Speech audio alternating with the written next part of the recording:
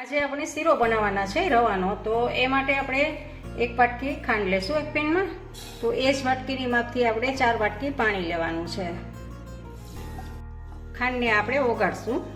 આપણું ઉકળે છે ત્યારે એમાં 3 ઇલચી છે એ ખાંડીને હું એમાં એડ કરું છું, અને થોડાક તાતણા કેસરના. આ ઓપ્શનલ છે, કેસર નાખવું હોય તમારી પાસે હોય તો નાખી શકો છો. તો હવે આપણું પાણી ઉકળી ગયું છે, એને બીજા વાસણમાં આપણે લઈ લેશું.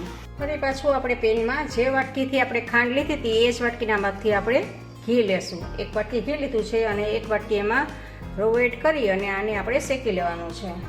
આપણે આને બદામી કલરનો થાય ત્યાં સુધી શેકવાનો છે. રવાને આપણે સ્લો ગેસ ઉપર જ શેકશું. રવો આપણો ગુલાબી રંગનો શેકાઈ ગયો છે, બદામી કલર જેવો થઈ ગયો છે. તો હવે આપણે ખાંડવાળું જે પાણી છે એ થોડું થોડું એમાં એડ કરવાનું છે. થોડું એડ કરી અને આપણે હલાવતા જવાનું છે. ફરી પાછું થોડું આપણે એડ કરશું. એમ થોડું કરી અને બધું જ પાણી એમાં એડ કરી દેવાનું છે.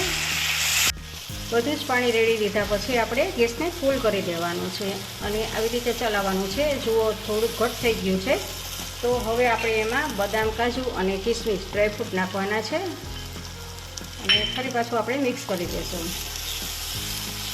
તો આ રીતે 4 ગણું પાણી લેશો તો જ તમારો શીરો છે ડ્રાય નહીં થાય અને એકદમ લચકા જેવો બનશે. તો આપણો લચકા જેવો શીરો બનીને તૈયાર છે. ઉપરથી આપણે બદામ કાજુની કતરણ એડ કરશું અને થોડાક પિસ્તાની કતરણ એડ કરશું આપણે. તો રવાનો આ એકદમ લચકા પડતો શીરો તૈયાર છે. તમને આ રેસીપી ગમે તો લાઈક, શેર અને સબસ્ક્રાઈબ કરજો.